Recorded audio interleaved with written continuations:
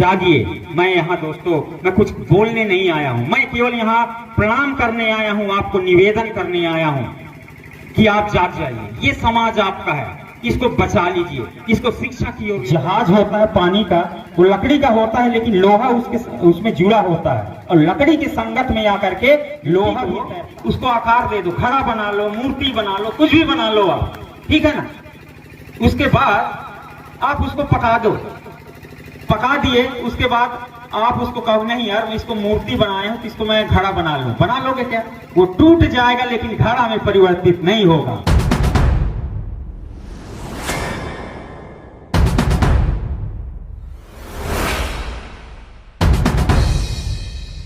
मंच ने यही कहा है कि जहां जिस चीज से फायदा हो, जिससे हमारे समाज के व्यक्ति को फायदा पहुंचे, हम ऐसी प्रथाएं, ऐसे नियमों को हम लागू करेंगे। सम्मानित साथियों, ये मंच समाज में शिक्षा के लिए लगातार पहल कर रहा है। समाज संगठन ने देखा है कि हमारे समाज में नौकरी का स्तर बहुत ही कम है, हमारे समाज में नौकरी का स्तर बहुत ही कम है।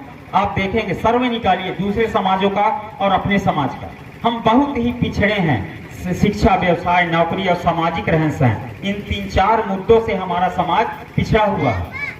शिक्षा, व्यवसाय, नौकरी और सामाजिक रहन, ये 4 मुद्दे हैं जो समाज को मजबूत बनाता है। 4 बिंदु: शिक्षा, व्यवसाय, नौकरी, सामाजिक रहन सहन।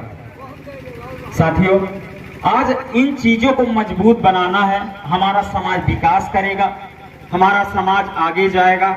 इसके लिए मंच ने कहा है कि सब कोई अपने बाल बच्चों को पढ़ाइए। फीस, कापी, बस्ता, पुस्तक की दिक्कत है तो ये मंच खड़ा है। इस मंच के माध्यम से हम फीस देंगे, कापी देंगे, बस्ता देंगे, पुस्तक देंगे।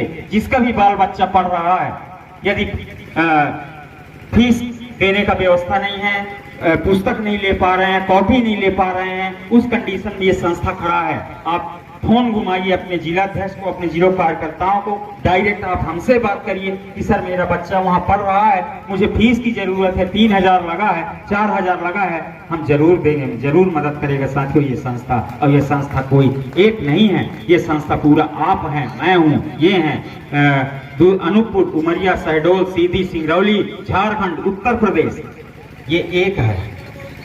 और यहीं से आएगा पैसा आपके बच्चे के फीस के लिए, यकीन मानिए यहीं से आना है। जो आपको नहीं जानते, जो आपके बच्चे को नहीं जानते, वो आपके बच्चे के फीस के लिए 100 रुपए, 50 रुपए, 10 रुपए जरूर देगा।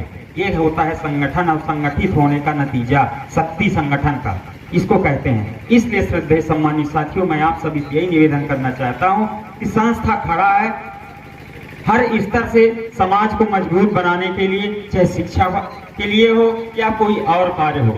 अभी हमारा मेधावी छात्र सम्मान के बारे में भी हमारे आदरणीय सर ने बोला।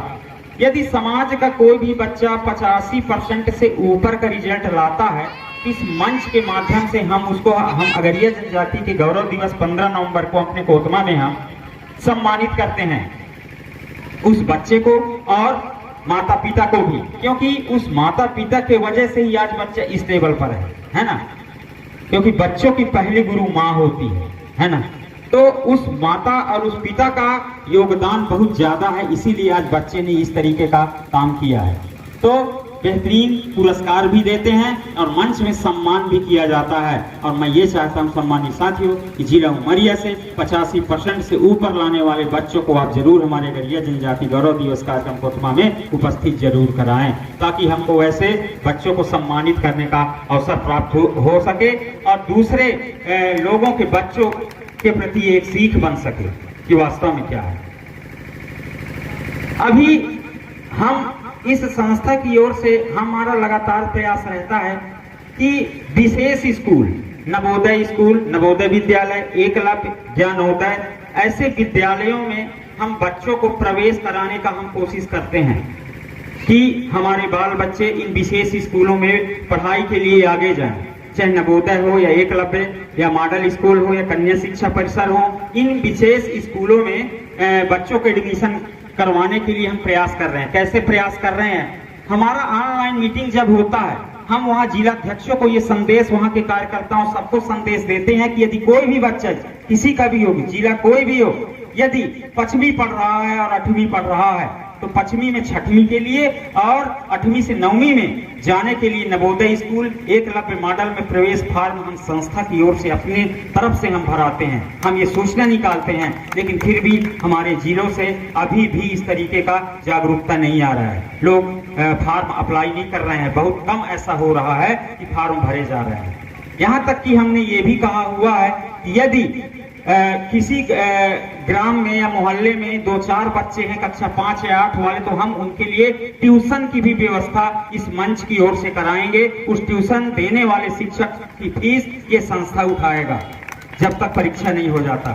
साथियों, ऐसे कदम लौ प्रगलक फाउंडेशन की ओर से हमारे बाल बच्चों के भविष्य के लिए उठाया जा रहा है और एक समाज को शिक्षित और बेहतर समाज बनाने का प्रयास इस मंच की ओर से किया जा रहा है। साथियों, कहते हैं जब तक किसी के पीछे कोई होता नहीं है ना, तब तक उसका कोई समझ में आने वाला नहीं होता कि उसका क्या होगा, है ना भाई। जब तक सिर पर हाथ नहीं होता है तब तक कोई हमारा व्यक्ति का भविष्य नहीं होता है ना। यदि जब तक हमारे माता पिता का हाथ हमारे सिर पर रहता है तो हम एक सहज महसूस करते हैं, सहज महसूस, सरल महसूस, अच्छा महसूस करते हैं। हमको लगता है कि हमारे पिताजी हैं, हमको कोई भी दुख आएगा, विपत्ति आएगा, कोई भी समस्या आएगा तो हमारे पिताजी उसको संभाल लेंगे, है ना। यानी हर व्यक्ति के पीछे एक हाथ होना चाहिए, है ना। सम्मानित साथियों, अगरिया जनजाति समाज का कोई एक मंच बता दीजिए जो अगरिया जनजाति समाज के लिए इसके छोड़ करके कोई काम कर रहा था इससे पहले। कोई जानता है क्या? कोई अगरिया जनजाति समाज के लिए कोई संस्था खड़ा था, कोई काम कर रहा था? नहीं। मैं पहला इस संस्था को जानता हूं जो अगरिया जनजाति समाज के उत्थान विकास के लिए कोशिश कर रहा है और प्रयास कर रहा है। इसका हाथ अगरिया जनजाति समाज के ऊपर रहना बहुत ही जरूरी है दोस्तों, क्योंकि आज हर समाज सशक्त और मजबूत कैसे है? क्योंकि हर समाज का एक संगठन है, हर समाज का एक संस्था है और आज उनका नाम है। उनमें से आप जानते हैं दोस्तों कि आप और हम सब ऐसे कई समाज के संगठनों में हम आदिवासी की आवाज उठाने के लिए उनके बैनर में जाते हैं।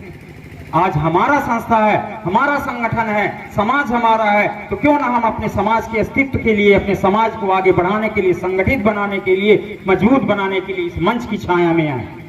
हम अभी तक दूसरों के रैली में जाते थे, हम अपने रैली में, अपने समाज की रैली में आए, अपने बाल बच्चों के भविष्य के लिए आए। साथियों, हमारे ऊपर यदि इस मंच का छाया रहेगा, ये भारत सरकार से पंजीकृत संस्था है साथियों। इस मंच के माध्यम से हम अपने समाज के लिए कुछ भी मांग कर सकते हैं, अप्लाई करवा सकते हैं, जो भी है आगे चर्चा करेंगे। छाया हाथ होना जरूरी है, आशीर्वाद होना जरूरी है। मुझे इस छाया हाथ आशीर्वाद से एक बात याद आता है कि एक जंगल में एक शेर रहता है और एक गाय भी जंगल में रहती है। तो चलते फिरते हुए जंगल की ओर शेर निकलता है, जंगल में चलता है, गाय को देख लेता है। शेर गाय का पीछा करता है। अब गाय तो डर गई कि आज शेर मेरे को खा लेगा। गाय भगती है, शेर पीछा करता है, गाय भगती है, शेर पीछा करता है। बहुत तेजी से गाय दौड़ती है, शेर भी दौड़ता है। दौड़ते दौड़ते गाय थक जाती है, फिर भी हार नहीं मानती है, भागती जाती, क्योंकि उसको जान न बचाना है, शेर नहीं तो खा न लेगा पकड़ के। भागती है, कुछ दूर जा करके जंगल में एक दलदल होता है, उस दलदल में जा करके दोनों गिर जाते हैं। आगे गाय फंस जाती है, अब कुछ दूरी पर 1, 2, 4 फीट 5 फीट में शेर फंस जाता है। दोनों जाम, वो दलदल ना है, अपना शेर आगे जा पा रहे हैं, गाय आगे जा पा रही है, दोनों फंस जाते हैं। अब गाय के जीव में जीव आता है, कहती है चलिए कुछ देर के लिए तो जान बची। गाय पूछती है शेर से, क्यों, तुम्हारा कोई मालिक है? तुम्हारा कोई मालिक है? तो शेर कहता है, पागल हो क्या, मैं जंगल का राजा, मेरा कौन मालिक होगा, है ना, मेरा कौन मालिक होगा, मैं जंगल का राजा। तो गाय क्या कहती है? कहती है तू अकेला है, तू जंगल का राजा भले होगा, लेकिन तू अकेला है, तू आज इस दलदल में गिर के दब के जरूर मरेगा, लेकिन मेरा एक मालिक है। अब यदि मैं शाम 7 बजे के पहले घर नहीं पहुंची तो मेरा मालिक मुझे ढूंढते हुए खोजते हुए आएगा और मुझे इस दलदल से निकालेगा और मैं सुरक्षित घर पहुंचूंगी, क्योंकि मेरा एक मालिक है। तो जिसका कोई मालिक नहीं होता है साथियों, जिसके सर पर किसी का हाथ नहीं होता है, यकीन मानिए उसको उसके पतन को कोई नहीं रोक सकता है। तो अगरिया जनजाति समाज के अस्तित्व और संरक्षण के लिए लौह प्रगलक अगरिया जनजाति भारत फाउंडेशन अत्यंत आवश्यक है। इस बात को हमको समझना बहुत ही जरूरी है। हम सब एक हैं, हम सब एक हैं, कोई बाहर का नहीं है ना। आज समाज की बात करने पर समाज में संगठन में जुड़ने को लेकर के हर व्यक्ति मेरे पास टाइम नहीं है यार, समय नहीं है, सब फालतू है, सब ऐसे है। यदि साथियों सब ऐसे हैं तो दूसरे समाज के लोग क्यों कर रहे हैं, क्यों अपने समाज को संगठित कर रहे हैं, क्यों जोड़ रहे हैं? सब ऐसे है, फालतू है तो क्यों? हमको अपना ईगो, अभिमान और अहंकार को त्याग देना है कि वो विजय कुमार अगरिया है तो वो उमरिया का सचिव बना है, वो सूरज ललमदावी है, वो अध्यक्ष बना है, मैं क्यों जाऊं, है ना। साथियों ये समाज हमारी जिम्मेदारी है, ये समाज हमारी जिम्मेदारी है। इस समाज को विकसित समाज बनाना हमारी जिम्मेदारी है। आज समाज में हर माता पिता को यदि लड़की है तो पढ़ा लिखा लड़का चाहिए, नौकरी वाला लड़का चाहिए, और लड़की है तो पढ़ा लिखा दामाद चाहिए, और लड़का है तो बहू पढ़ी लिखी नौकरी वाली होती तो अच्छा रहता। हर व्यक्ति को चाहिए, हर सबकी इच्छा होती है ना, कि पढ़ी लिखी यार मिलती, देखना ढूंढना थोड़ा सा, अगर यहाँ ना मिले तो दूसरे गांव में देखो, वहां देखो, वहां देखो, पढ़ी लिखी लड़की मिल जाए, शादी करना है। लड़का ढूंढ रहे हैं पढ़े लिखे, नौकरी में, कोई नशा पान ना करता हो, देख लेना भैया नशा संपत्ति न करत हो, अब खुद नशा करता है, सोचिए। लेकिन दामाद पढ़े लिखे बिना नशा करे वाले चाहिए, लड़की पढ़े लिखे हो चाहिए, नौकरी में हो तो और बहुत अच्छा हो। इच्छा तो बहुत है, लेकिन इस समाज के बाल बच्चों को पढ़ा लिखा शिक्षित नौकरी की ओर लेकर जाने वाला और नशा पान से मुक्ति दिलाने वाला इस मंच का साथ हम देने को तैयार नहीं है। अपने प्रयास करने वालों का हम साथ देने के लिए तैयार नहीं है।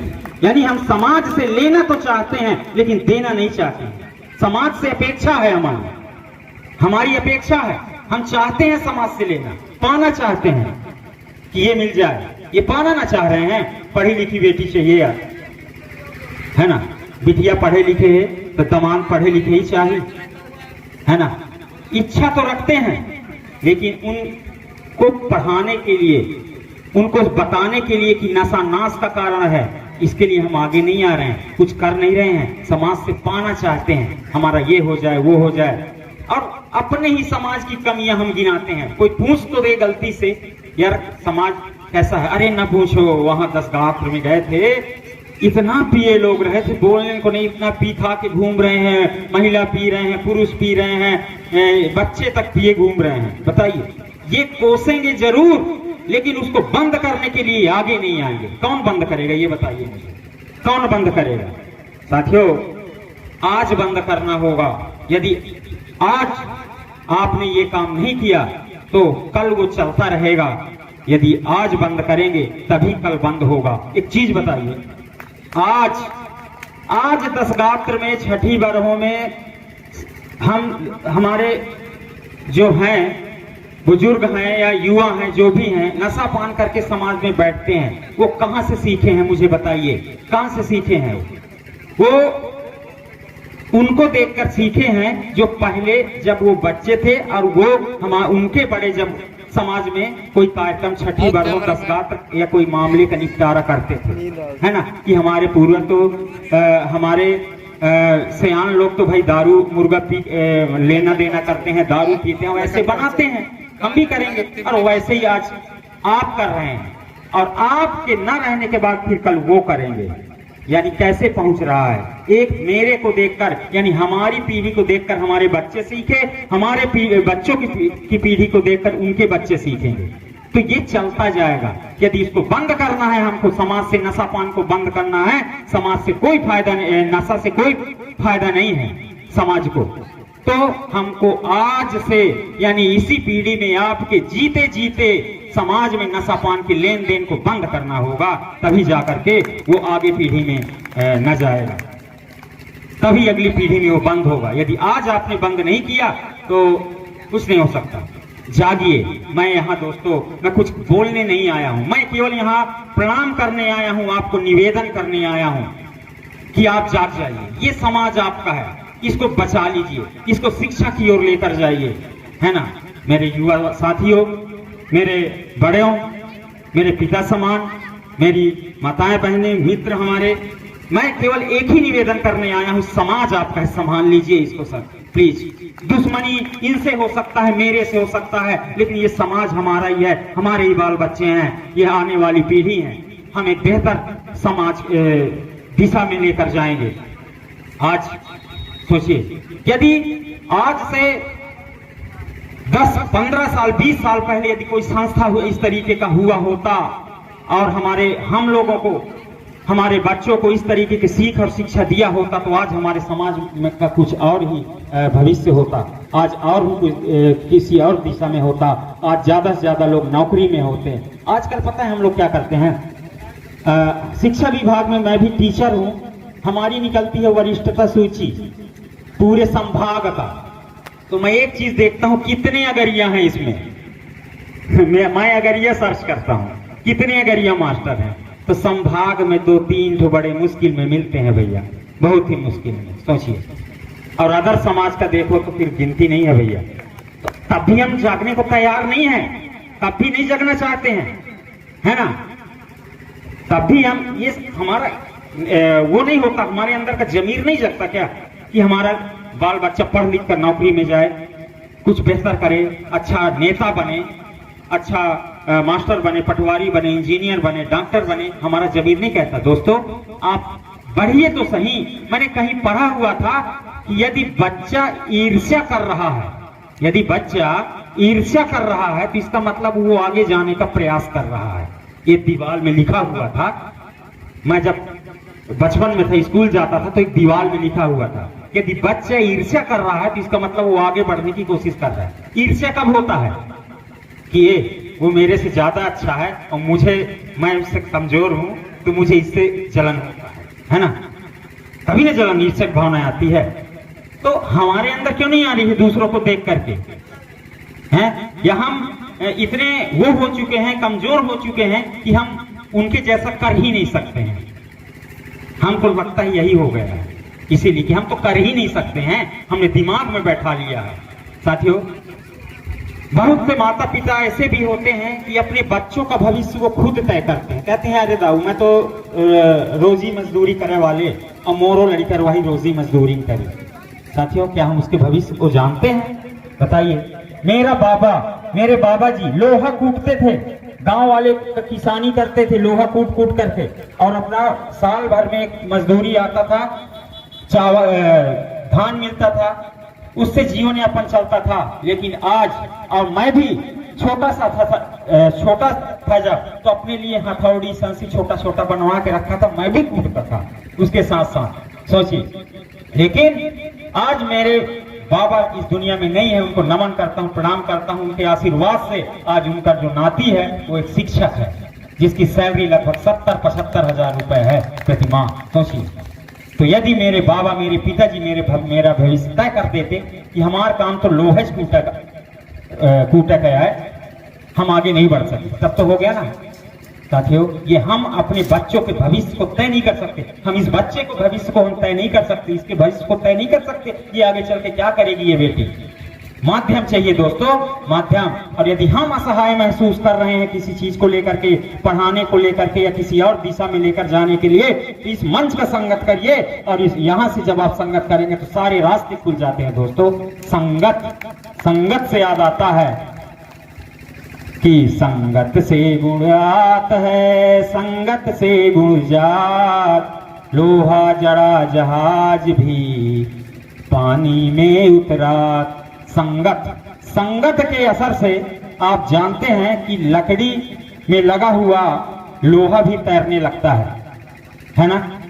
जहाज होता है पानी का, वो लकड़ी का होता है, लेकिन लोहा उसमें जुड़ा होता है, और लकड़ी की संगत में आकर के लोहा भी तैरता है कि नहीं तैरता है। साथियों, यदि हमको कोई चीज समझ में नहीं आ रहा है, हम अपने बच्चों को कैसे पढ़ाएं, कैसे पढ़ाएं, कैसे आगे लेकर जाऊं, क्या करना चाहिए, 10वीं पढ़ ली है, 12वीं पढ़ ली है, अब क्या करे चाहिए, यदि हमारे समझ में नहीं आता, ये मंच है ना सर, इसीलिए तो है कि अगरिया जनजाति समाज के संपूर्ण उत्थान और विकास का मंच है। इस मंच ने संकल्प लेकर रखा है कि मैं अपने समाज को संगठित, शिक्षित, मजबूत और नशामुक्त और बेहतर समाज को लेकर जाने के लिए संकल्पित हूं। चाहे वो भारत देश के किसी भी राज्य में हो, वो अगरिया है तो मेरा ही परिवार है, मेरा भाई, मेरा बाल बच्चा है। ये संगठन ने सोच के रखा है। इस मंच में साथियों अच्छे अच्छे विद्वान, अच्छे अच्छे पढ़े लिखे इस मंच में जुड़े हुए हैं, जो एक दिशा देने का काम करते हैं, मार्ग देने का काम करते हैं। तो संगत करिए सर, है ना। दूर से देखने पर कोई चीज समझ में नहीं आती है ना। दूर से देखने पर कोई चीज समझ में नहीं आता। अरे यार अंशदान 1-1 रुपए लेते हैं, खाते होंगे, अभी आए हैं गाड़ी में, सब संगठन का पैसा होगा, सारी चीजें। दोस्तों मैं इस मंच के नीचे, छत के नीचे बोल रहा हूं, साल में कम से कम 20 से 25 हजार रुपए स्वयं का व्यय हो जाता है जनजाति समाज के लिए, आने जाने में, दूसरे जिलों में संबोधन करने के लिए। सोचिए, खुद के खर्च से 1 भी रुपए संस्था की ओर से नहीं, वो हमारे समाज के बाल बच्चों की पेट काट करके 1-1 रुपए जमा किया हुआ धनराशि हमारी संस्था में रहता है। उसका उपयोग केवल समाज में बच्चों के फीस, कापी, बस्ता, पुस्तक के लिए ही किया जाता है। यदि कोई बच्चे को फीस की जरूरत, कापी, बस्ता, पुस्तक की जरूरत है, उसी स्थिति में उपयोग होता है। आज आदरणीय 400 किलोमीटर से आए हैं, 400 किलोमीटर से आए हैं, पैसा खुद के खर्च से। नोडल की नियुक्ति जितनी भी की गई है, 36 नोडल बने हुए हैं, 36 नोडल अपने खर्चे से दूसरे जिले में जाते हैं, यही नोडल बन करके और वहां के अगर ये जन समुदाय को संबोधित करते हैं, एजेंडा बताते हैं। क्या फायदा है बताइए, इनका क्या फायदा? कुछ तो फायदा होगा सर, इसीलिए आप लोग आते हैं, कुछ तो मिलता होगा, है ना।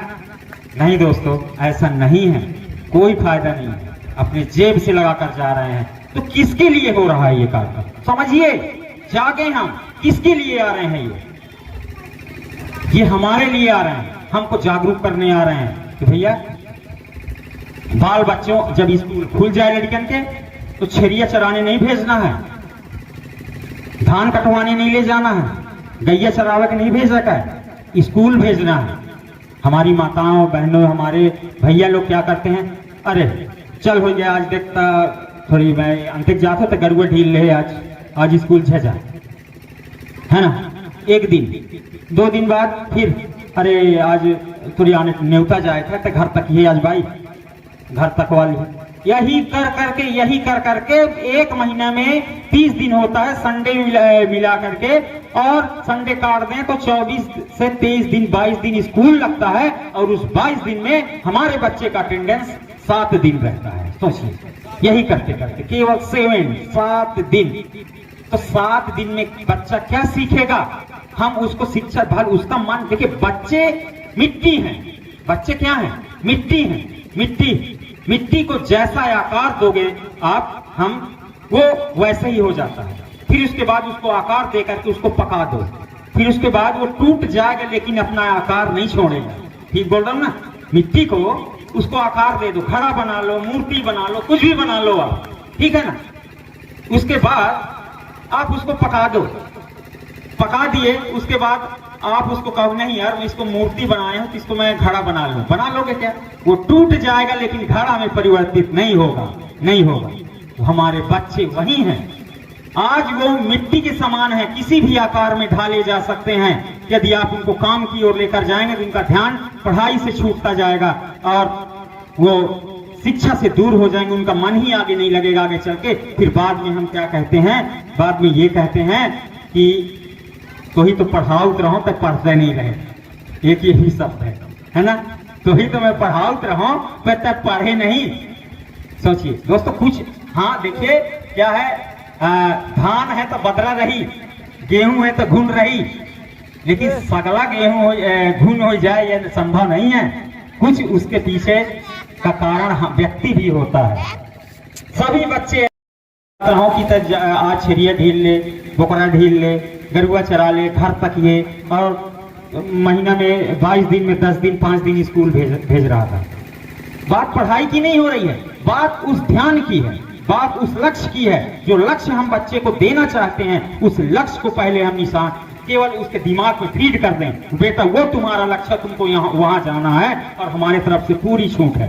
वो लक्ष्य को केंद्रित करिए। जिस तरीके से